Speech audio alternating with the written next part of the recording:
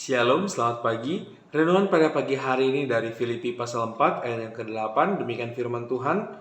Jadi akhirnya saudara-saudara, semua yang benar, semua yang mulia, semua yang adil, semua yang suci, semua yang manis, semua yang sedap didengar, semua yang disebut kebajikan dan patut dipuji, pikirkanlah semuanya itu.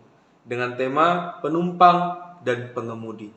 Saudara, suatu hari ada seorang bapak membawa anaknya untuk jalan-jalan naik bus. Ketika di dalam bus, sang anak berkata kepada sang ayah, "Ayah, aku ingin duduk di paling depan. Aku ingin duduk di kursi paling depan." Sontak sang ayah menjawab sang anak, "Jangan, itu khusus untuk pengemudi."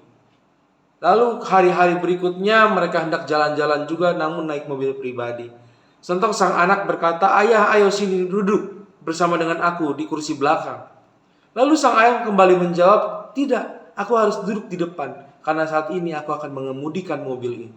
Saudara, kehidupan kita pun memiliki peran, baik itu peran pengemudi maupun peran sebagai penumpang. Maksudnya apa saudara? Maksudnya selama perjalanan kehidupan sehari-hari, peranan kita adalah sebagai penumpang. Lalu kalau kita penumpang, siapa pengemudinya? Yaitu Kristus. Pengemudi kehidupan kita adalah Yesus Kristus. Saudara, sebagai pengemudi, Tuhan akan menuntun kita kepada jalan yang baik, kepada jalan yang benar, dan sesuai dengan apa yang Ia inginkan. Namun saudara, untuk pikiran kita masing-masing, kitalah sang pengemudinya. Sekali lagi, kalau dalam kehidupan sehari-hari, Tuhan sebagai pengemudi yang mengarahkan langkah kehidupan kita. Sedangkan dalam pikiran, aspek pikiran kita, kitalah pengemudinya. Kita harus mengontrol dan mengarahkan pikiran kita untuk apa yang kita tuju. Sebagai pengemudi kita harus menghindari jalan yang salah, yaitu jalan kekhawatiran. Jangan sampai pikiran kita diliputi dengan yang namanya kekhawatiran. Saudara, ada kalanya kita menjadi lengah.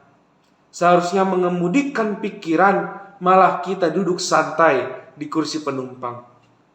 Saudara, biarlah dalam kehidupan kita sehari-hari, kita biarkan Tuhan mengendalikan kehidupan kita, menuntun kita dengan caranya yang terbaik bagi kita. Saudara, jangan sampai ketika Tuhan mengendalikan hidup kita, kita malah banyak menuntut Tuhan. Dan jangan ketika kita sebagai pengemudi, kita abaikan Tuhan yang ada di sisi kita. Saudara, biarlah Tuhan senantiasa ada di setiap langkah kehidupan kita dan mengemudikan, mengendalikan kehidupan kita ke arah yang lebih baik. Dan biarlah kita juga dapat mengemudikan pikiran kita, meninggalkan atau jauh dari yang namanya kekhawatiran. Amin. Saya Pastor Hizkia Nainggolan. Salam kemuliaan.